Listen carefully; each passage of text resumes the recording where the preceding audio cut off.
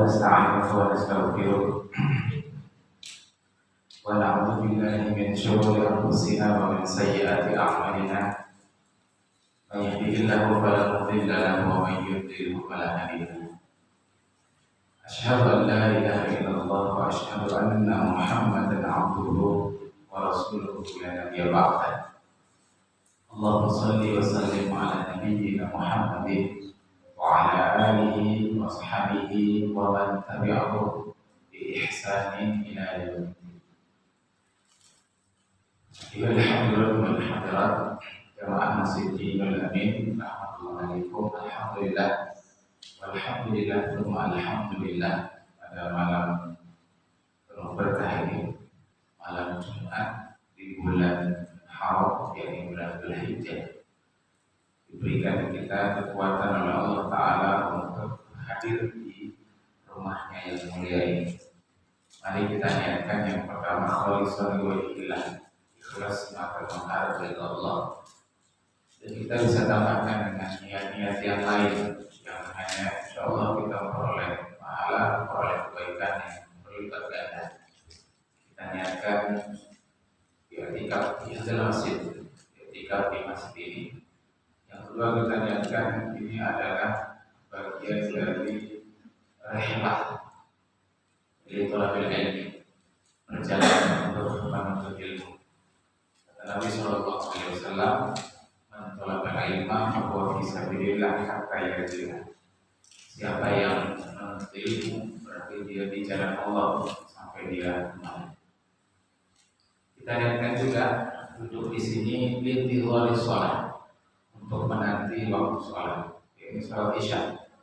Yang dalam satu riwayat yang disebutkan siapa yang duduk menunggu waktu sholat sepanjang dia duduk maka dihitung sholat. Kita niatkan juga ini bagian dari silah ukhuwah, menjaga ukhuwah Islamiyah, karena orang-orang beriman itu bersaudara. Innamal mu'minuna ikhwatun. Di komplek itu biasanya kalau tidak ada majelis begini, kalau tidak ada pertemuan begini, belum tentu kita mengumpul. Kadang kita tidak kenal dengan tetangga kita, tapi dengan berkumpul di masjid ada majelis, ada sholat berjamaah, jadi kita saling ta'aruf, saling mengenal bersama. Itulah diantara, termasuk kemudian kita bisa hadirkan niat ketika di sini untuk menjaga mata, telinga, dan hati kita dari memandang, mendengar hal-hal yang Allah haramkan. Kalau di luar sana bisa terlihat macam-macam, di luar sana bisa terdengar macam-macam. Insya Allah kalau di sini yang kita lihat, yang kita dengar itu kebaikan. Maka yang terlintas di pikiran kita, yang terbetik di hati kita, mudah-mudahan juga adalah kebaikan. Inilah diantaranya yang penting untuk kita hadirkan. Kata Nabi, innamal a'malu binniyat. Ialah amal-amal itu bergantung kepada niatnya. Semakin banyak kita meniatkan kebaikan, insya Allah kita mendapatkan berlipat ganda kebaikan. Hadirin yang bermuliakan, insya Allah malam hari ini kita melanjutkan pembacaan kitab Masyhur Qanun Al-Quyub, rancangan undang-undang perdagangan yang ditulis oleh Syekh Ziyad Ghazali. Ini bagian dari kajian fikih muamalah. Jadi selain tauhid, selain ibadah, agama kita ini juga mengatur perkara muamalah, bahkan siasat. Nah, kita sudah bahas di Madatul Ula, di pasal yang pertama tentang ta'riful bai', yakni pengertian jual beli. Di pertemuan sebelumnya sudah kita bahas al-bai'u huwa mubadalatul mali bil mali tamalukan wa tamlikan. Jual beli itu adalah pertukaran harta dengan harta yang berkonsekuensi kepada peralihan kepemilikan. Di harta itu bisa jadi berupa uang, bisa juga berupa barang. Makanya ada jual beli muqayyadhah, barter. Nah, hanya saja nanti kalau barter ini, kalau emas dengan emas, perak dengan perak, emas dengan perak, garam dengan garam, garam dengan kurma, kurma dengan anggur, itu nanti ada hukum khusus. Nah, kan kalau di madzhab Syafi'i itu dikias beras dengan beras, beras dengan bawang, itu ada hukum khusus. Karena ini adalah komoditas khusus. Nanti insya Allah akan kita bahas khusus, atau kalau saya tanyakan nanti kita akan ulas. Kita masuk ke Al-Ma'dah Tsaniyah, pasal yang kedua. Qala al-musannifu Syekh Ghazali rahimahullah ta'ala wa nafa'ana bihi wa bi ulumihi fid dharain. Jadi pasal kedua menyebutkan yahsul ijab wal qabul bi kulli lafzin aw amalin aw isyaratin tadullu 'alaiha dalalatan wadihatan. Kata beliau, ijab dan qabul itu terwujud dengan setiap lafaz atau amal atau isyarat yang menunjukkan kepada ijab dan qabul itu dengan penunjukan yang jelas. Jadi sebelum kita urai ini, hadirin sekalian, dalam jual beli itu ada 3 rukun. Satu adalah aqidah, 2 pihak yang berakad. Kalau jual beli berarti ada ba'i, ada mushtari. Ba'i itu artinya penjual, mushtari itu artinya pembeli. Yang kedua itu ada yang disebut dengan ma'qud alaihi atau disebut juga nabir, yakni barang yang diperjualbelikan. Nah, rukun yang ketiga itu ada sigat, ya lafaz. Nah, sigat ini ada 2, yakni ijab wa qabul. Nah, tadi disebutkan ijab dan qabul itu bisa berupa lafaz, bisa berupa amal, perbuatan, jadi tidak ada lafaznya, tapi ada perbuatan. Yang ketiga bisa berupa isyarat. Misalkan dia orang bisu, orang ngomong pandet, orang ngomong suara, maka boleh dia menggunakan isyarat. Nah, yang isyarat itu menunjukkan secara jelas adanya ijab wa qabul. Nah, apa itu ijab? Al-ijabu fil lughah wal ilzam. Ijab itu secara bahasa maknanya ilzam, komitmen. Yuqalu wajabal bai' wujuban au ajabahu ay lazima wa alzama. Jadi kalau disebutkan wajabal bai' wujuban itu komitmen untuk melakukan jual beli. Wal ijabu ma yasduru min jihatil bai'. Nah, ijab itu adalah apa yang keluar dari sisi penjual. Jadi disebut ijab itu dari sisi penjual, ampun barang. Atau lawan akad nikah, siapa yang mengijab? Pengantin lakian kan walinya kan? Siapa Pak? Pengantin lakinya kan walinya yang mengijab. Wali. Kenapa? Karena yang ampun anak wali. Gitu. Sama ketika jual beli yang mengijab siapa? Yang ampun barang, pemilik barang. Nah, dia mengatakan saya jual barang ini. Itu ijab namanya. Nah, dalam ala ridahu bil bai' sawa'un sadara awwalan amla, yang itu menunjukkan kepada keridhaan dia untuk menjual barangnya, sama saja apakah dia mengucapkan itu atau dengan perbuatan atau dengan isyarat itu, apakah dia yang awal atau tidak. Jadi bisa juga dipaling jual beli itu. Jadi kalau targetnya kan tadi ujar ampun barang, ulun jual barang ulun ini seharga sekian, itu ijab. Sidin berdahulu mau ijab. Boleh kan dipaling? Si pembeli yang berdahulu mengkabul. Jadi atau si pembeli yang berdahulu mengkabul berdahulu. Ulun terima bila dia jual barang ini seharga 10.000 misalnya. Ini ujar si pembeli, berdahulu pembeli yang mengatakan. Atau misalkan pagi tuh di Bandung kita orang berjajar menjual nasi kuning, bertulisan cuma di sana harganya 10.000 misalnya. Ujar kita yang menukar, tukar aja lah. Kita yang berdahulu menyambat, kita yang berdahulu menyambat itu ijab kah qabul kan? Kita si pembeli, apa statusnya? Qabul. Kita berdahulu mengqabul. Bukan kita yang mengijab, karena Sahibul ijab, pemilik ijab ini adalah pemilik barang. Ujar Cina Bilbal, waktu kita mengatakan jual belum tukar lah, bilang berarti seperti itu. Ujar ajarnya belum tukar. Artinya apa? Ijabnya itu berdahulu kabul daripada ijab. Boleh juga begitu. Jadi dibalik. Nah kita selama ini ada kita jauhi gitu juga, ya lah Pak. Cuma dasar ilmunya di mana di kitab ini kita peroleh. Jadi disebutkan sawa'un saudara awalan amlan. Ya, sama saja apakah ijabnya itu dikeluarkan berdahulu awalan atau tidak. Nah, sementara qabulu huwa ma sadara min jihatil mushtari dalan ala ridahu bil bai' sawa'un sadara awalan am thaniyan.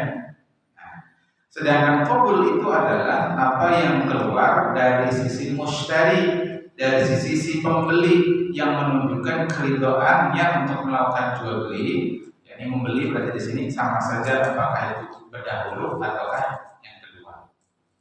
Jadi misalkan ini ujar si penjual belum jual 10.000 berarti itu ijab. Ujar kita belum tukar, itu qabul. Artinya apa? Qabulnya nomor 2, nomor 1 ini ijab. Tapi boleh juga dibalik. Cil belum tukarin nasi kuning ini 10.000.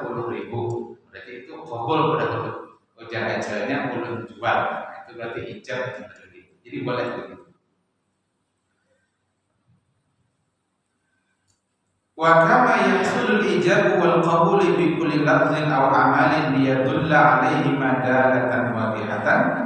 Nah, sebagaimana terwujud ijab dan qabul itu dengan setiap lafaz atau setiap tindakan yang menunjukkan kepada ijab dan qabul itu dengan penunjukan yang jelas.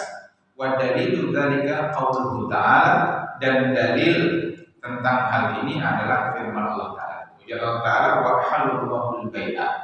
Ujar Allah halalkan jual beli. Faqad ja'al bai'u fil ayati amatan min ghairi takhsisin bil lafzin aw fi'lin muayyanaini kama yadhharu dzalika fi qoulihi ta'ala illa an takuna tijaratan an taradin minkum. Jadi ujar pengarang kita, sungguh ayat ini dia telah datang untuk menjelaskan tentang jual beli dari bentuknya umum tanpa taksis. Jadi tanpa batasan atau pengkhususan dengan lafaz tertentu atau tindakan tertentu. Jadi sebagaimana itu juga nampak pada firman Allah Ta'ala, illa antakuna tijaratan antara dirikum, kecuali perdagangan yang kalian saling ridha. Fal ayatu lam tashtarit fit tijarati illa taradi. Pada ayat ini tidak mensyaratkan dalam jual beli kecuali keridhaan saja. Walam tushtaratu atau walam yushtarat qaulun muayyanun aw fi'lun muayyanun, tidak disyaratkan ucapan tertentu atau perbuatan tertentu. Waqad ja'a an Rasulillah sallallahu alaihi wasallam, juga telah datang dari sabda Nabi sallallahu alaihi wasallam, ujar Nabi, idza tabayya ar-rajulani, jika ada dua orang yang saling melakukan transaksi jual beli, fa kullu wahidin minhuma bil khiyar, maka masing-masing dari keduanya itu memiliki hak khiyar malam yang tafarraqa, sebelum keduanya terpisah, wa kana jami'an, dan keduanya itu masih berkumpul. Fa wajhud dalalati fil hadis anna Rasulullah sallallahu alaihi wasallam ja'ala al-bai'a laziman. Jadi arah pendalilan dari hadis ini bahwasanya Rasulullah SAW menjadikan jual beli itu laziman, terikat di mujarrad taradi, semata adanya keridhaan, wa tafarruqi bil abdan, dan terpisahnya badan, min ghairi tahdidin, tanpa membatasi li qaulin muayyanin aw amalin muayyanin, tanpa membatasi dengan ucapan tertentu atau perbuatan tertentu. Jadi ujar pengarang tadi, intinya ayat tadi dan hadis tadi itu hanya menunjukkan secara umum tentang kalau jual beli itu yang terpenting terwujudnya keridhaan. Illa antakuna tijaratan antara dirikum. Yang Nabi juga begitu. Jadi apa? Faqul wahidin minhuma bil khiyari ma lam yatafarraqa. Punya hak khiyar sebelum keduanya berpisah. Khiyar itu artinya keridhaan, artinya misalkan sudah lunas di pertemuan sebelumnya, ada pilihan untuk membeli atau tidak membeli, atau bahkan sebelum mereka berpisah itu punya pilihan untuk membatalkan meskipun sudah akad, tapi selama belum terpisah badan masih boleh membatalkan. Itu khiyar majelis. Nah, itu menunjukkan keridhaan. Nah, keridhaan itu andakannya di mana dalam dakwah? Ulun ridho dunia akhirat. Andakan ridho itu di mana? Di hati kan yang mentok. Di hati kan yang mentok. Di hati. Terkadang montong ini bisa lain pada hati. Kepada ridho mau apakan, tapi hati ini masih menyimpan. Nah, gitu. Jadi yang hakiki andakan ridho itu andakannya di sini. Mahal ridho fil qalbi. Nah, masalahnya kemudian kawakah kita itu membaca hati orang? Misalnya, baca hati orang apalagi baca hati dunia. Baca hati dunia itu lebih susah. Sampai dia mengatakan dalam bisa diukur, tapi dalamnya hati siapa yang tahu, kan gitu. Hati dunia itu lebih dalam lagi. Nah, lalu bagaimana cara mengetahui bahwa hati seseorang itu ridho atau tidak? Padahal kan tadi di sini andakannya kita tidak bisa membedah hati manusia. Kita tidak tahu apa yang dirasa oleh orang. Nah, caranya ya tadi dengan qaul. Ada ucapan menjual atau ucapan membeli, itu berarti ekspresi keridhaan yang ada di dalam hati. Seorang ayah begitu juga menikahkan anaknya. Ya fulan, angkahtuka wa zawwajtuka bi binti. Aku nikahkan dan aku kawinkan engkau dengan anak perempuanku. Itu perlu dirinci Pak Dokter. Bila anak kebiniannya cuma satu, disebutkan di binti dengan anak perempuanku itu cukup. Karena anak kebiniannya cuma satu. Kalau anak biniannya 4 atau 5, itu harus disebut nama. Siapa namanya? Kalau tidak disebut nama, nanti salah pilih. Aku namanya itu adalah orang itu ya. Kenapa itu terbuka sebenarnya itu ya?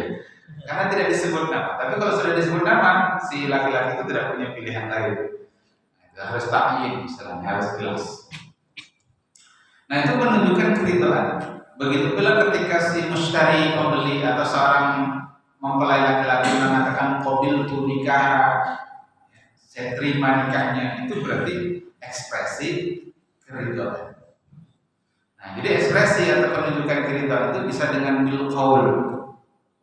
Yang kedua bisa juga dengan bil amal, dengan tindakan tertentu. Tindakan menyerahkan duit ketika kita membeli nasi kuning, itu berarti kita ridho untuk menyerahkan uang itu tanpa ada ucapan, meskipun tanpa ucapan. Si ajalnya menyuruh membungkuskan nasi kuning tadi dalam kentongan plastik, namanya kentongan plastik.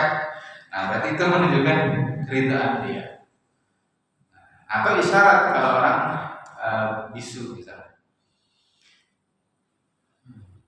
Nah, qala Imam Malik, berkata Imam Malik, innal uquda tasihu bi kulli ma dalla ala maqsudiha min qawlin aw fi'lin wa la yushtaratu nasun mu'ayyanun fil ijabi wal qabuli wa dhalika li anna al-maqsuda huwa dalatu ala taradi wa hiya hasilatun bil mu'aqah wa nahwiha.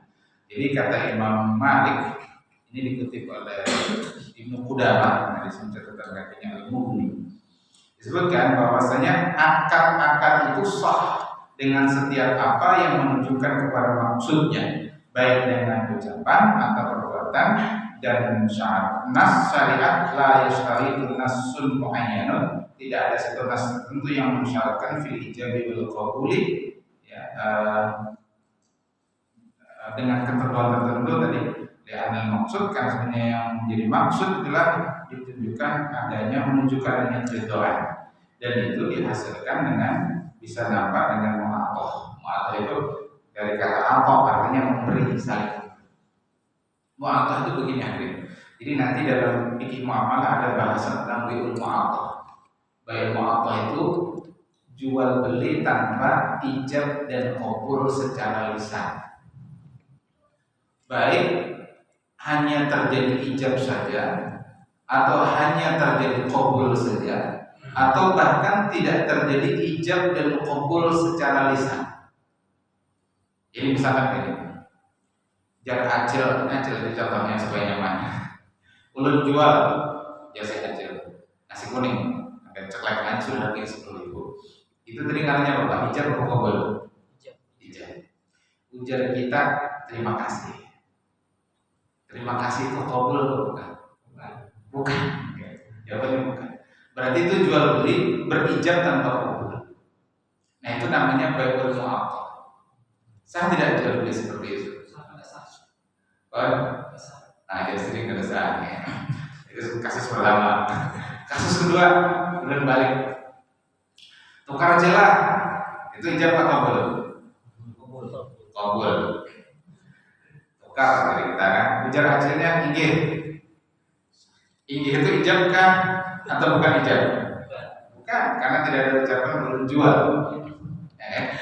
Berarti hanya ada qabul tanpa ijab. Sah ada jual beli.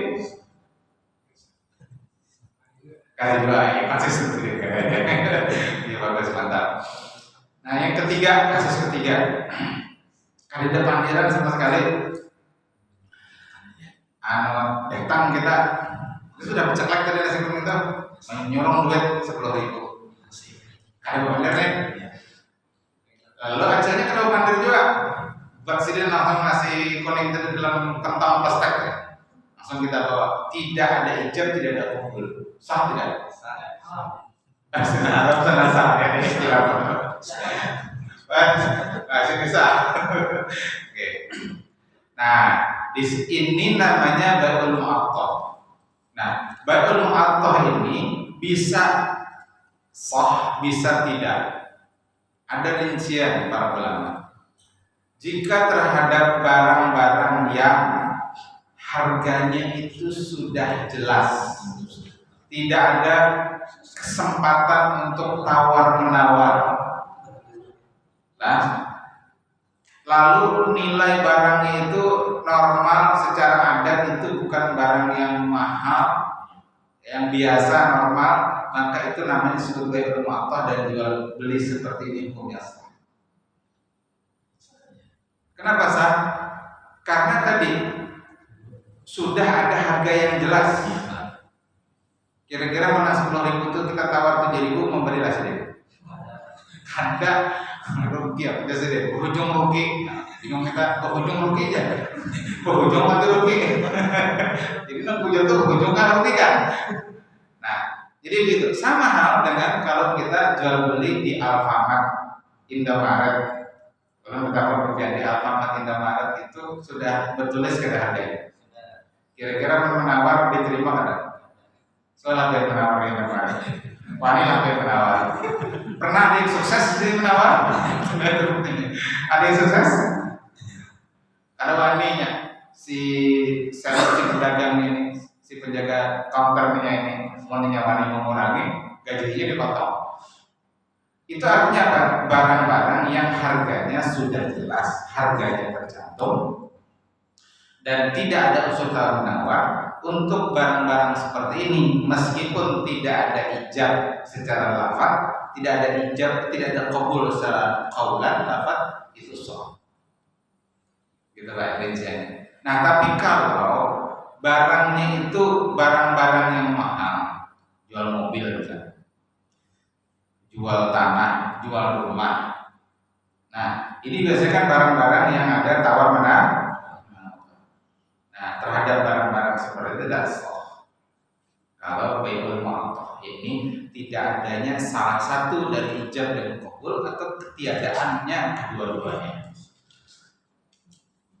Nah, nanti kalau dalam mazhab Syafi'i memang ada ikhtilaf. Sebagian ulama mazhab Syafi'i mengatakan hatta terhadap barang-barang yang sudah jelas harganya pun tidak sah. Kasih dia dari pendapat. Nah, tapi kalau menurut Imam An-Nawawi, itu muharrir mazhab Syafi'i, justru beliau mengatakan sah. Jadi selama ada keridhaan itu hukumnya sah. Nah, intinya tadi keridhaan. Makanya bagus mungkin berisi warung makan, daftar harga itu bertempel. Jangan sampai orang imbah makan, tuntung makan, bayar mengerumun. Aku sekali semua hidup kesini, bukannya nggak enak duit lagi dikanainya. Desa itu orang harganya. Cuma masalahnya kan penjual itu pada menulis daftar harga itu masalahnya. Andai sejak awal di pintu masuk sudah daftar harganya, begitu melihat sing larangan harga bisa kita balik kanan. Nah, jadi kita dilayani. Masalahnya tadi karena tahu harga. Nah itu. Jadi karena kalau orang tidak tahu, lalu kemudian menggunung jadi kadang itu tidak sepertinya. Masalahnya pulang sudah termakan kenapa dibeli kanan. Akhirnya apa? Mau masih itu. Kada itu kada sah. Jadi barang haram tidak berkah. Jadi akhirnya terpaksa gitu. Jadi itu terpaksa. Makan apa gitu. Baik, intinya demikian. Kemudian sedikit berlanjutkan. Fasyarahu lam yasbut lil ijabi wal qabuli fil ba'i lafzan muayyanan atau amalan khassan. Jadi mengatakan syariat itu tidak menetapkan bagi ijab dan qabul pada jual beli itu dengan lafaz tertentu atau amal tertentu. Fal wajib rujuk ila al-'urf kata beliau, maka wajib dikembalikan kepada Allah. Jadi kalau ada pertanyaan, apa aja hukum makan di warung makan tapi bayar beli? Artinya kan ijab qabulnya perlu ditegakkan. Kalau di uruf di masyarakat di situ memang begitu, ya, itu tidak apa-apa dikembalikan kepada Allah. Cuma tadi masalahnya, bilanya lalu harganya orang yang turun. Karena seorang ada bertakon, harusnya bertakon dulu. Cuma mobil nah CRT, HRT, memang mesti datang bertakon harga, apa asal gengsi itu nara bertakon. Ini harga berapa, ini harga berapa ya? Apalagi sampai menyamar kerja di mobilnya HRT berapa? Gengsi, maka tuh gengsi ya lah. Nah ini dikanai orang. Jadi bagus memang bertakon dulu, ini harga berapa, ini harga berapa. Nah, jadi supaya tadi hadir kali jadi pertanyaannya boleh tidak bayarnya belakangan? Ya boleh. Ijab qabulnya di belakang. Tapi tentu afdalnya lebih afdal lagi kalau ada afdal memang makanannya diangkatkan di Allah. Entah bayarnya dulu itu hal lain. Yang penting akadnya. Karena yang namanya akad itu tadi menghadirkan ijab atau qabul baik dengan lafaz atau dengan perbuatan atau dengan isyarat. Masalah membayarnya dulu itu kenapa? Jadi hitungannya waktu makan itu kita terhutang.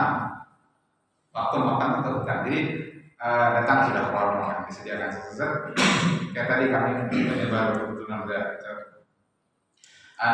jadi disuruh sudah orang kan prasmanan. Akhirnya kita ambil sama jerulun jangan hadang dulu.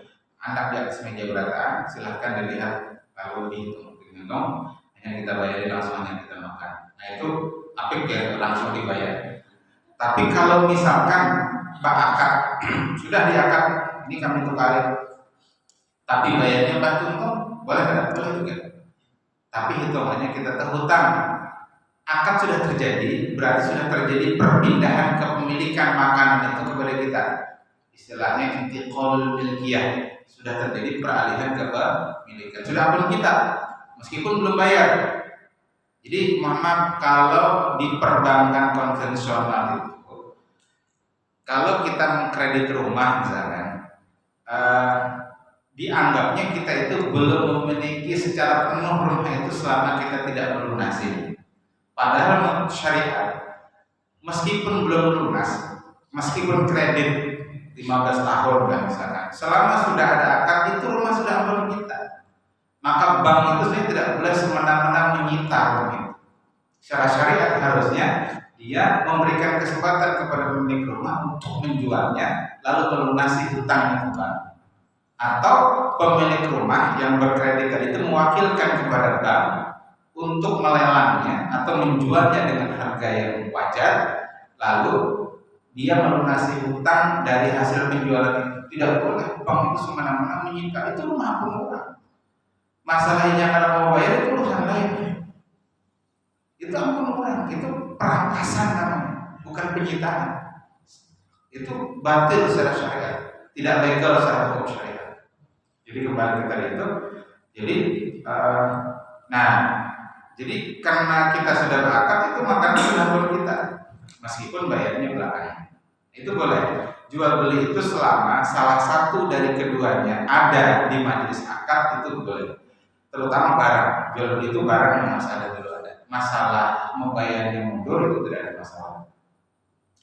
Bisa juga barang itu belakangan, uang duluan, tapi itu khusus nanti namanya bayar salam, jual beli indeks. Nah, tidak boleh jual beli itu kalau uang tidak ada, barang tidak ada. Itu namanya bai'ul maktum atau bai'ul kali bil kali. Namanya bai'ul maktum atau bai'ul kali bil kali. Ada nggak ada seperti itu? Ada. Apa contohnya? Developer bangun rumah. Rumahnya belum ada, hanya sketnya, hanya gambar rumahnya, dijual ya sudah. Nah menukar pulang ada bayar cash, kredit. Ini si developer berisi utang bangunan, si pembeli punya utang uang. Itu sepakat para ulama haram hukumnya, karena sama-sama tidak ada yang diperjualbelikan. Si developer belum ada bangunannya, yang menukar belum ada duitnya. Itu namanya hutang dengan hutang. Namanya berkali-kali. Yang seperti itu banyak tidak? Banyak. Makanya itu penting belajar fikih muamalah. Nah sedikit dalam menceritakan hanya kalian tadi ya. Jadi dikembalikan kepada orang. Faman tabarahun nasu bai'an kana bai'an. Apa yang teranggap oleh manusia atau masyarakat sebagai jual beli itulah jual beli. Misalul qabdi, misalkan jual beli yang serah terima langsung, wal hirzi dengan penyimpanan barang, wa ghairihi dan sebagainya. Terakhir, yaqulu Ibnu Qudamah, berkata Ibnu Qudamah, walana anna Allah halal bai'a wa lam yubayyin kayfiyatahu.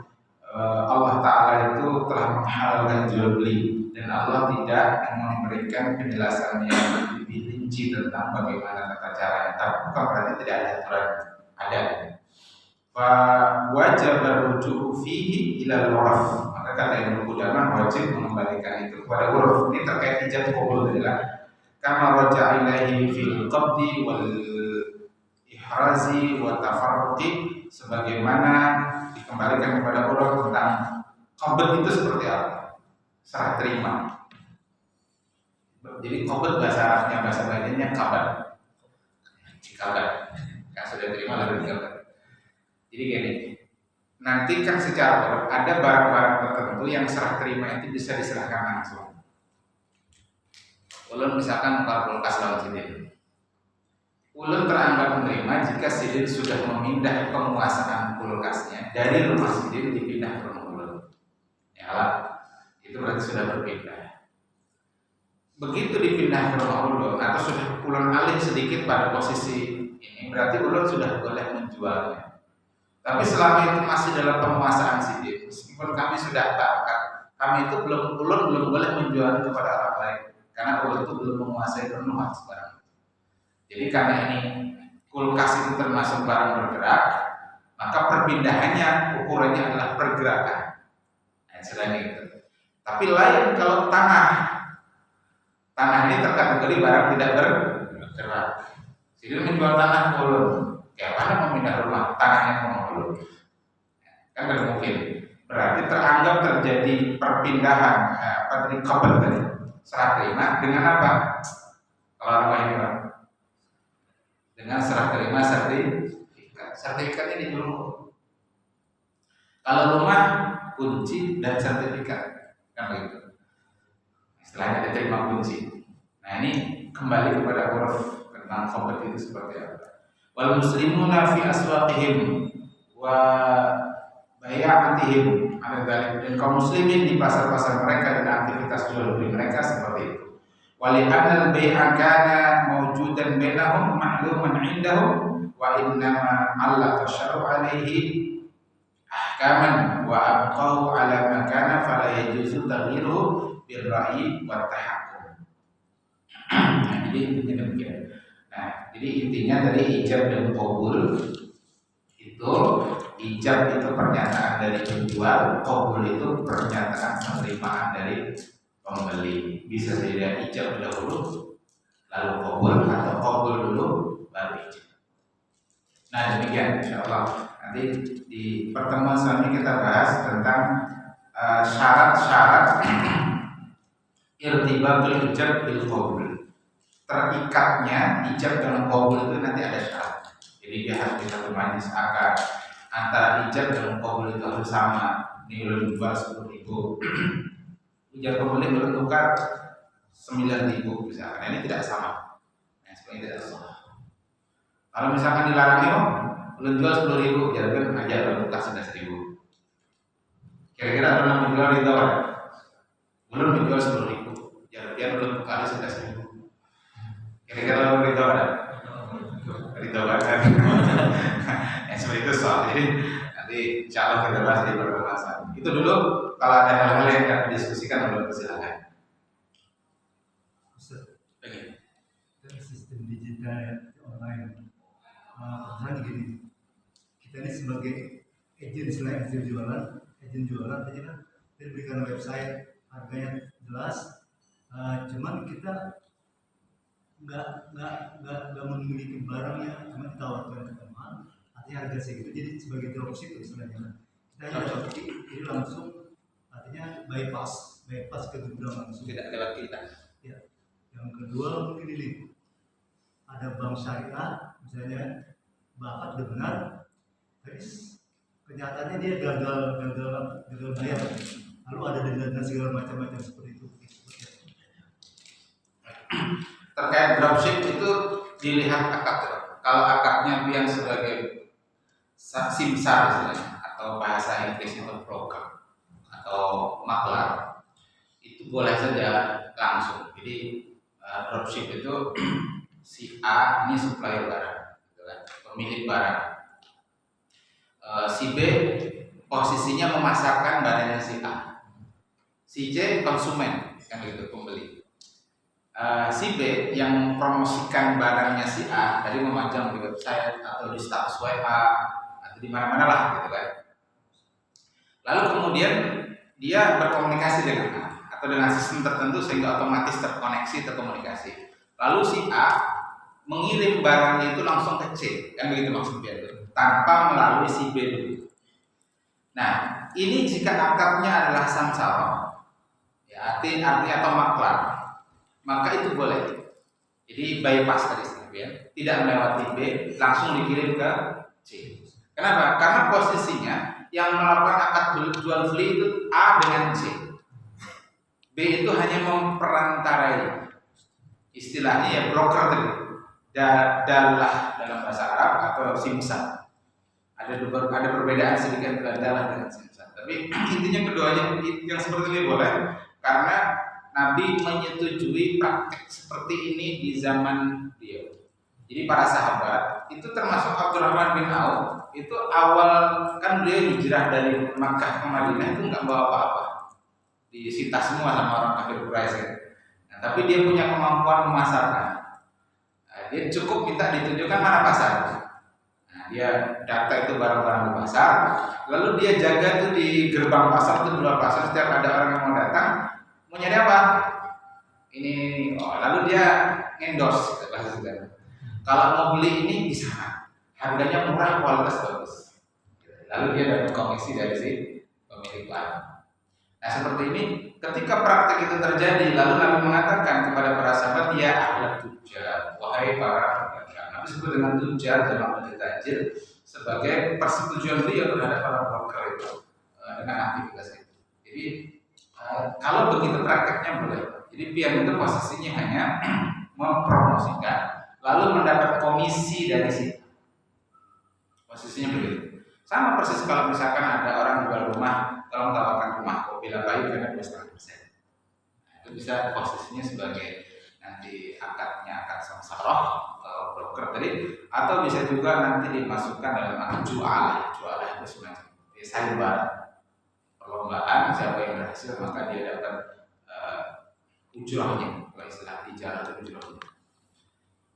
Itu, tapi kalau kemudian akadnya itu jual beli, yakni pian si B, tadi pian A B posisinya, itu melakukan akad jual beli dengan si J, maka itu mensyaratkan barang itu harus dikirim dulu ke pian. Karena ketika barang itu pian jual padahal tidak melewati pian, berarti belum terjadi belum terjadi penguasaan atas barang, masih dikuasai si A. Ketika masih dikuasai A berarti kita belum qabd. Nah, menjual barang yang belum dalam penguasaan kita itu dilarang oleh Nabi. Ada sahabat bertanya kepada Rasulullah, ya Rasulullah, jelaskan kepada saya apa yang boleh, apa yang tidak boleh ketika jual beli. Nah, Nabi mengatakan la tabi' ma laysa 'indak. Kata Nabi, jangan engkau menjual apa yang tidak dalam penguasaan engkau. Demikian. Jadi dilihat akadnya. Jadi anak amannya itu ya yang model pertama tadi, posisi dia itu hanya mengambil komisi. Jadi komisi, ya namanya komisi ya nanti harga sesuai dengan harga si A, karena itu barangnya sih.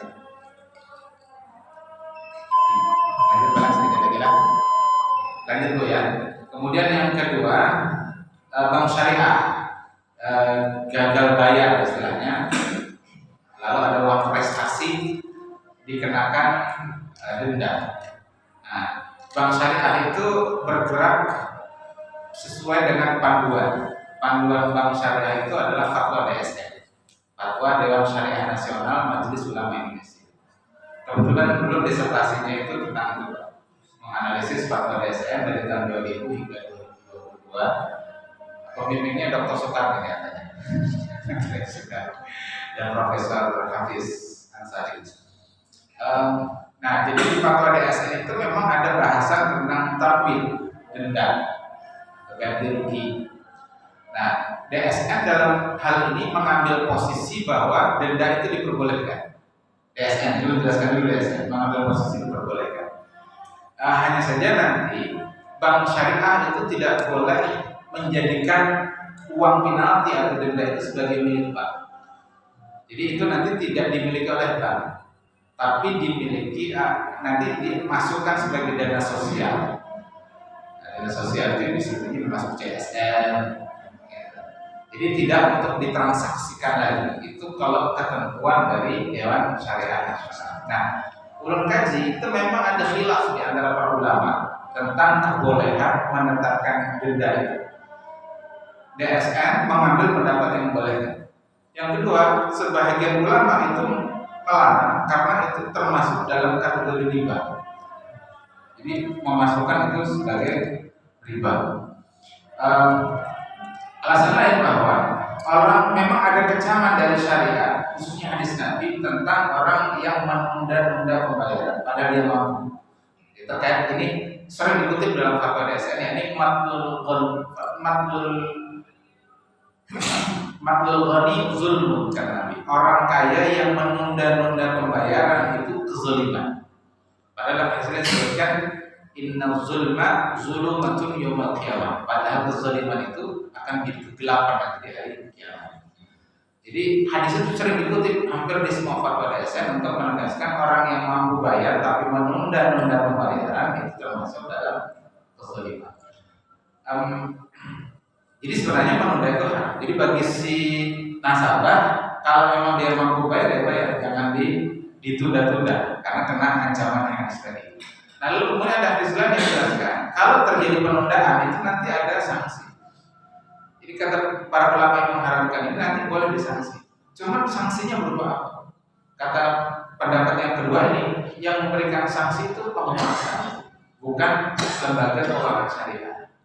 Jadi negara yang turun tangan masuk ke situ untuk memberikan sanksi. Ya sanksi-sanksi disesuaikan dibolehkan syariat seperti apa? Misalkan di penjara dan sebagainya. Karena dia ini mampu tapi enggan membayar. Nah, bukan sanksi berupa sanksi finansial. Karena tadi alasannya kalau itu disanksi dengan sanksi finansial, masuknya jatuhnya menjadi riba. Gitu. Jadi ada khilaf memang di antara para ulama tentang uqubah maliyah, sanksi berupa harta ini. Alhamdulillah ya hadis saja Pak. Kalau contoh memang Belum katakan begini, hasil kajian dulu masih banyak akad-akad yang syubhat dalam perbankan syariah. Ini mohon maaf kalau di sini ada pelaku perbankan syariah, belum katakan demikian. Kesimpulan belum memang banyak syubhat dari perbankan syariah. Hatta fatwa DSN sendiri pun masih banyak hal yang perlu dipertanyakan. Jadi contoh begini, ulun dari kemarin itu sampai tadi malam itu mengkaji ada satu fatwa judulnya begini, al-ijarah al-mausufah fi dhimmah. Al-ijarah al-mausufah fi dhimmah. Ijarah itu artinya sewa menyewa, kontrak jasa. Mausufah itu yang disifati, deskripsikan karena bendanya belum ada. Kalau deskripsikan fi dhimmah dengan jaminan untuk menyerahkan. Jadi misalkan begini. Tadi contohnya, ini ada developer belum bangun rumah. Ini kalau di DSN fatwa nomor 102, jadi 101, 102.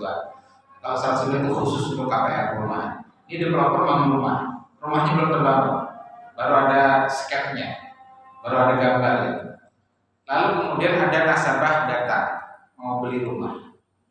Nah, bank syariah itu kan bukan lembaga bisnis real, tapi dia lembaga keuangan.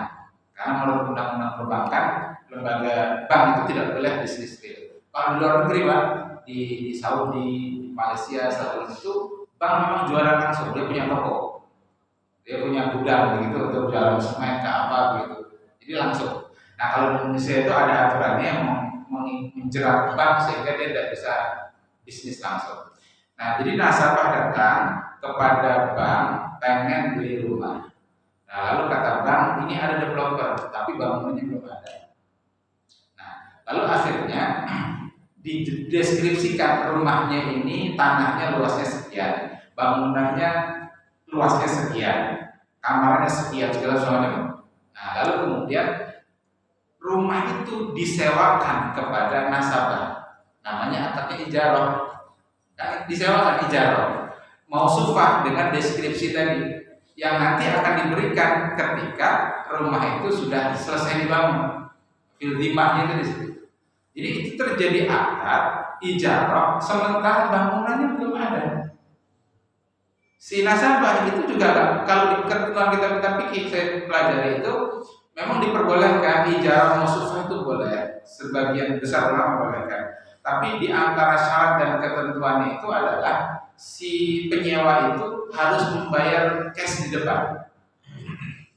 Itu karena ada yang menyamakannya nanti dengan salam, bayar cash di depan. Ada juga yang kemudian menyamakannya dengan jual beli. Imam Nawawi dan Syafi'i dalam Majmu' itu menyamakan dengan jual beli. Namanya jual beli itu harus nggak boleh berkali-kali. Makanya Pak ini kan hati-hati. Ini sering terjadi. Yang biasanya tetap menjahit bawa baju, bawa kain maksudnya, bawa kain. Lalu Jartian tolong kain ini 2 meter, ulahkan baju, kasih lanang. Hitung-hitung itu biayanya 150.000. Pertanyaan oleh Pak Pir, rancak bayarnya langsung 150.000 atau DP? DP atau cash Pak? Coba lihat, si penjahit tadi dia menjelaskan deskripsinya atau tuntung seketika atau gawi dan tuntung seketika itu gawiannya. Menunggu lah. Paling cepat berapa hari? Nah, penjahit sendiri.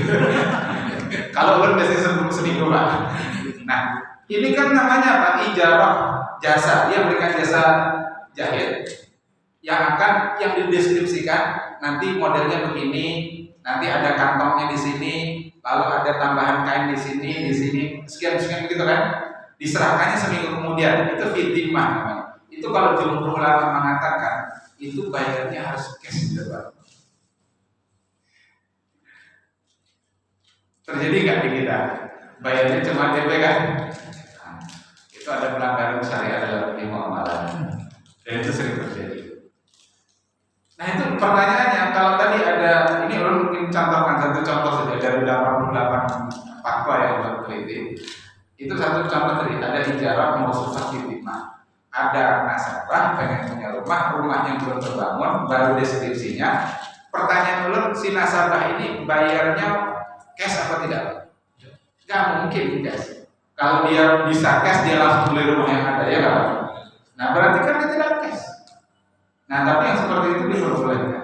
Memang ada pendapat yang bolehkan, tapi itu pendapat yang lemah menurut jumhur ulama. Jadi ini maksudnya begini, maksudnya ternyata di perbankan syariah itu jika ternyata kata-kata yang susah, jadi perlu dikaji lebih lanjut. Itu saja mungkin. Sudah. Nanti kalau ada yang dari praktisi bank syariah atau dari DSN nanti kita bisa diskusi setelah itu. Kita buka ruang diskusi. Demikian kita tutup dulu dengan kata-kata